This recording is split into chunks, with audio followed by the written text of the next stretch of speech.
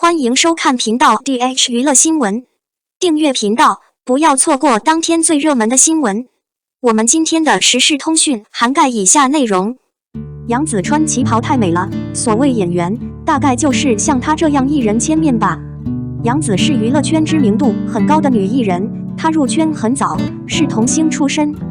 当年凭借一部《家有儿女》打开了娱乐圈市场，成为了知名童星。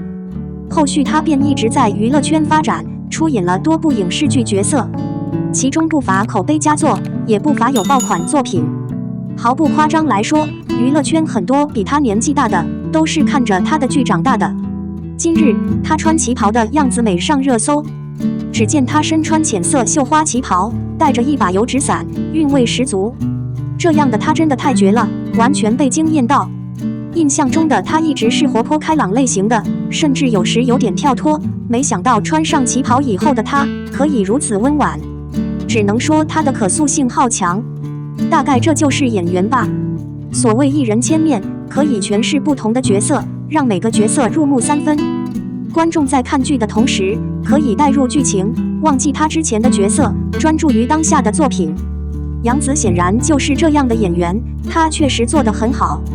近几年她已经塑造了许多角色，其中有好几个角色都给大家留下了特别深刻的印象。从《欢乐颂》开始，她饰演的是邱莹莹，是一个很中二的女孩子。她是一个来自小城市的平凡姑娘，做事向来不计较后果，都是凭借一时冲动，最后总会让自己陷入窘境，同时还要连累身边人给她收拾。但她为了爱情委曲求全，为了工作倾尽全力，这不就是平凡的生活吗？杨紫把这个角色塑造得很完美。同样是现代剧的亲爱的、热爱的，她这次的角色和邱莹莹又完全不同。这次的她饰演的是一个活泼软萌的萝莉歌姬，粉丝几十万，还是一个跳级读研的计算机鬼才，对男主一见钟情。她选择了主动出击，但是却不会因为爱情迷失自我。还有她的古装剧香蜜沉沉烬如霜，这次的她饰演的是一个天真烂漫的女孩，因为允丹的限制，导致她不懂情爱，个性单纯善良。后来她冲破允丹限制后，又义无反顾为爱献身。前面有多美好，后面就有多虐。杨紫依旧诠释得很好。杨紫确实是一个优质演员，相信她未来的道路会更好。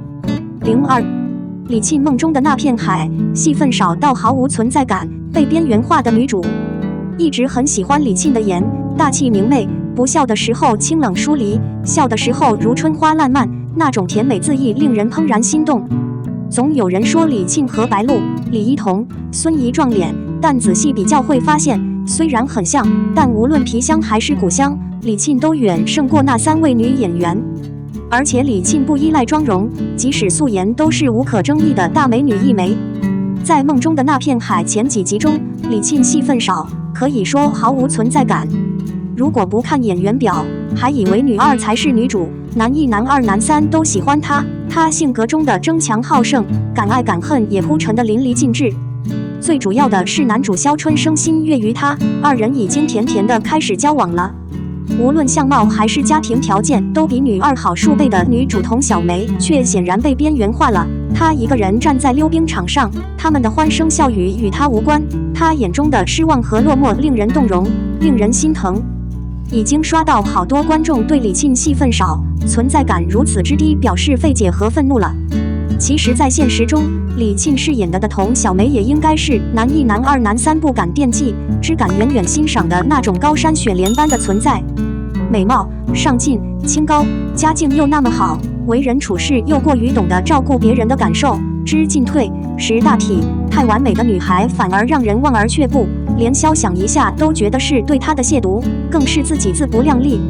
有人说李沁饰演的巧珍和童小梅爱的都很卑微，看过《人生之路》也读过路遥原著的都知道，巧珍爱的从来都不卑微，而是包容、悲悯、执着。她在高加林人生低谷时给他希望和光明，也会在他人生回暖后毫不拖泥带水的离开。对肖春生的爱更不是卑微，而是知道对方心有所属后便释然的转身离去，心中虽然有失落和疼痛，但童小梅不是恋爱脑，她有更远的目标，更美好的人生规划，感情从来不是她人生的全部意义。肖春生尚处于感情的懵懂期和探寻期，他此时被女二的大胆泼辣吸引，还有一种同病相怜的疼惜。但女二吃尽了生活的苦，必然想通过婚姻改变满目疮痍的现状，而和她同样命运多舛的肖春生显然不是首选。女二的内心不够强大，势必只是肖春生生命中的一簇烟花，美丽但也转瞬即逝。童小梅则有超越年龄的冷静和成熟，生活一直顺遂的她可以无惧风霜，陪伴肖春生走过人生最灰暗的时候，而她自己也是独立的个体，散发着馥郁的芬芳。就看这部剧后面如何反转，春晓夫妇先虐后甜，成为彼此生命中最美的风景。梦中的那片海开播大爆，可肖战的状态好像有点不对劲。梦中的那片海开播就大爆，不仅被多个官方发微博宣传，而且开播就拿到了 1.6 的收视，这个成绩观众们有目共睹。而对于肖战的表演，大家也给出了极高的评价。肖战在这部电视剧里面扮演的肖春生是一个敢做敢当的人，有什么话就说出来了，毫不藏着掖着，对于自己喜欢的姑娘也勇于上前打招呼，是一个特别直白的小伙子。北京小伙就应该是他这个样子的。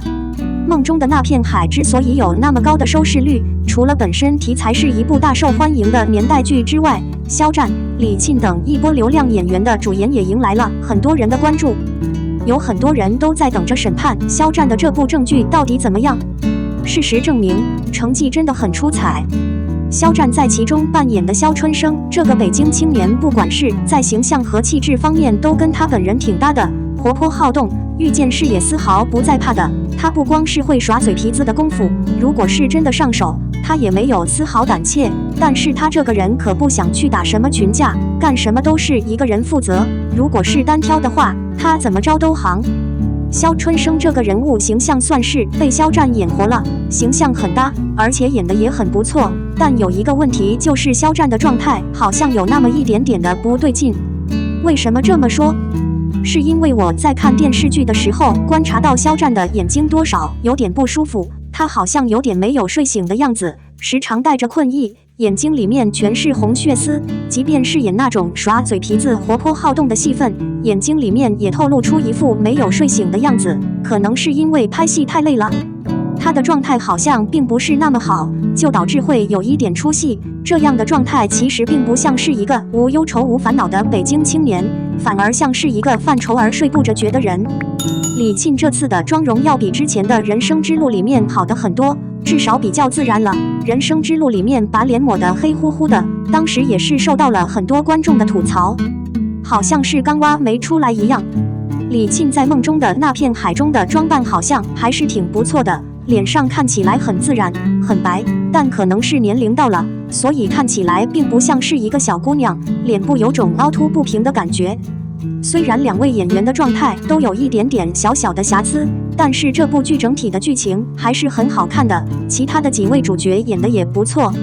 目前梦中的那片海已经更新到了第6集，除了男女主角外，男2号刘瑞麟以及女2号讨论度也比较高。大家最喜欢哪一位演员呢？